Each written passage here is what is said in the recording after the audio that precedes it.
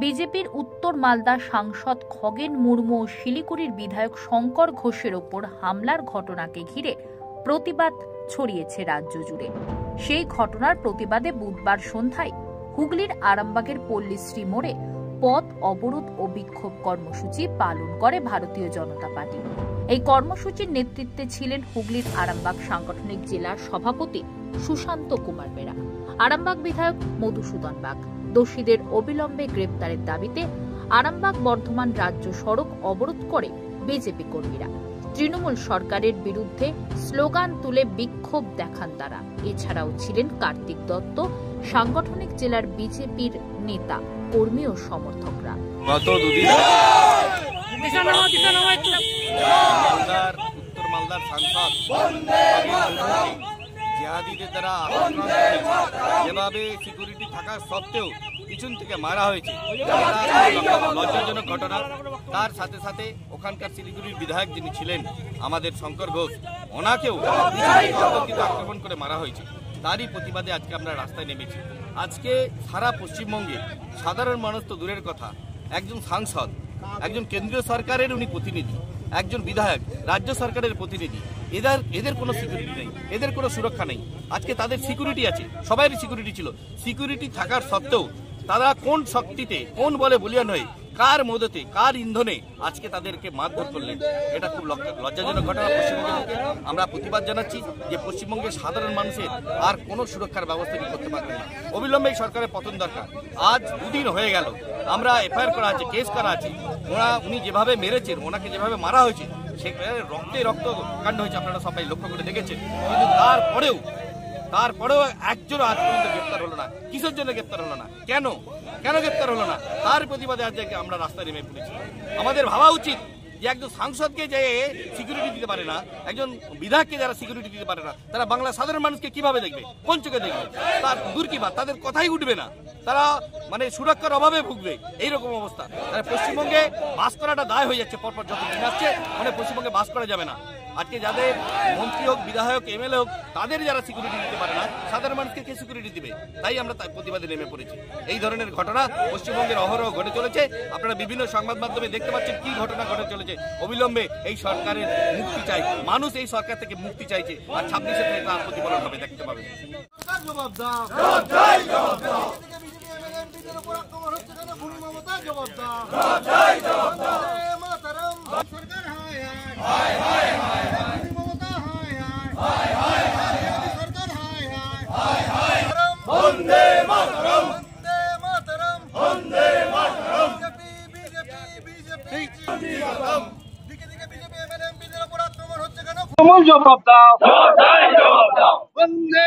সামনে মা কালীর পূজা আসছে, শ্যামা পূজা। সনাতন ধর্মের নিয়ম অনুসারে মায়ের কাছে আমরা পাঁঠা বলি দিই, কিন্তু বাংলার যিনি কর্ত্রী, যিনি নেত্রী, যিনি দায়িত্বে আছেন, তিনি শাসক, তার এই বন্যার সময় যখন হড়পা বান আসছে, প্রাকৃতিক দুর্যোগ হচ্ছে, মানুষের প্রাণ যাচ্ছে, ঘরবাড়ি শেষ হচ্ছে, মানুষের জীবন দুর্বিষহ, বিপর্যস্ত, দুর্বিপাকে আছে, সেই সময় মায়ের ইচ্ছা গেল রক্ত পান করতে। তাই দেখা গেল যে তার জেহাদি ভাইয়েরা তাকে এক বাটি রক্ত উপহার দিলেন। সেই রক্তটা পাওয়া গেল কার কাছ থেকে? না, একজন আদিবাসী জনজাতি, মূলবাসী বলি যাদের, সেই আদিবাসী সম্প্রদায়ের সাংসদ যার নাম খগেন মুর্মু, তার কাছ থেকে। খগেন মুর্মুর যে রক্ত, সেই রক্ত তিনি পান করলেন, বিকজ তিনি রক্ত পিপাসিনী, তার রক্ত চাই। পশ্চিমবঙ্গের মাটি রঞ্জিত হয়েছে।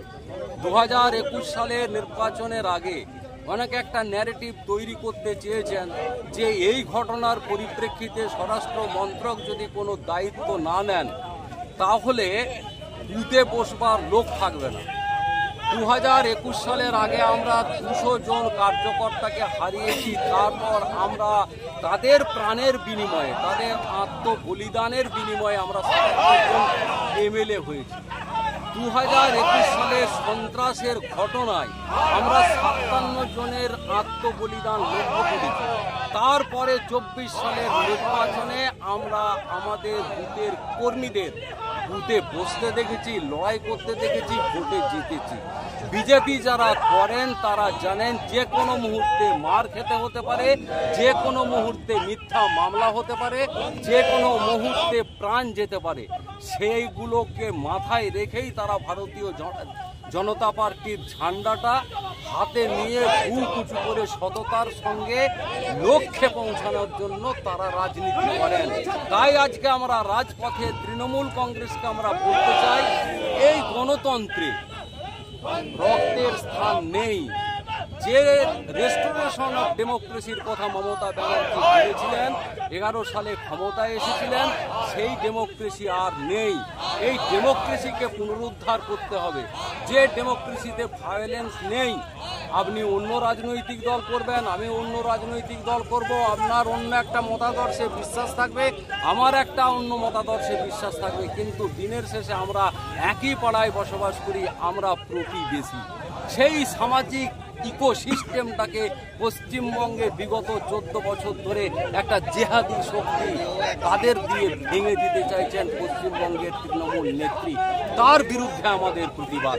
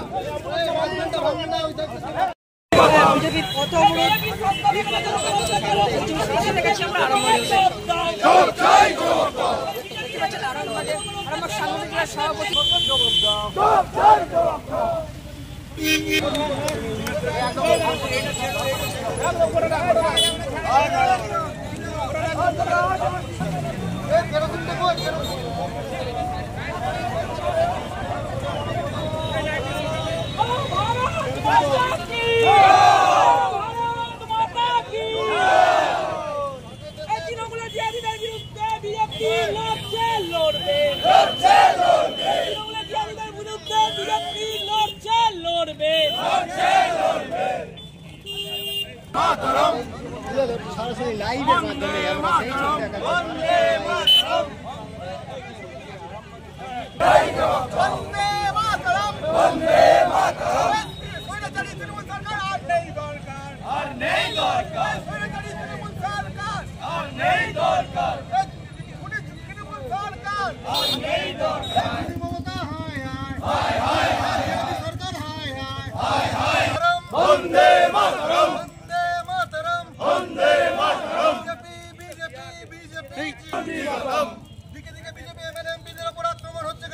জবাব দাও।